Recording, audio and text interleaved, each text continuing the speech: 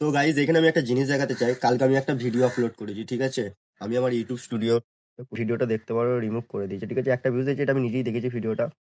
তো ভিডিওটা রিমুভ করার কারণ তো আমি কিছু বুঝতে পারছি না।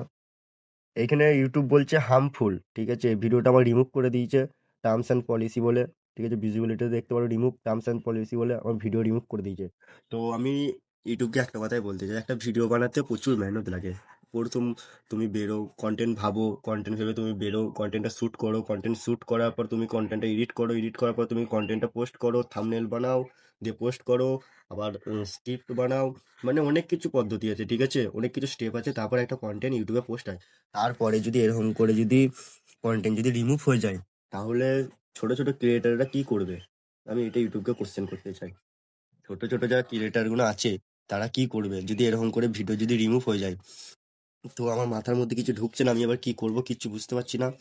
তো আমার প্রথম তো এরকম দ্বারা এইছে, এটা ওয়ার্নিং এইছে, এটা আমার কোনো অসুবিধা নাই। তো আমি, তোমরা যদি জানো তো কমেন্টে অবশ্যই জানাবে আমি ভিডিওটা কি করব। ভিডিওটা কোনো কোনো কিছু অ্যাপ্লাই করে ভিডিওটা কিছু আমি ঠিকঠাক হবে না, ভিডিওটা ডিলিট করে দেবো? তোমরা যদি জানো অবশ্যই কমেন্টে জানাবে।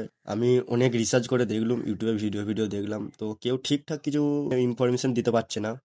তো তোমরা যদি কেউ জেনে থাকো, ঠিক আছে, তোমাদের কারো যদি নলেজ থাকে এই ব্যাপারে, তো তোমরা অবশ্যই কমেন্টে জানাবে।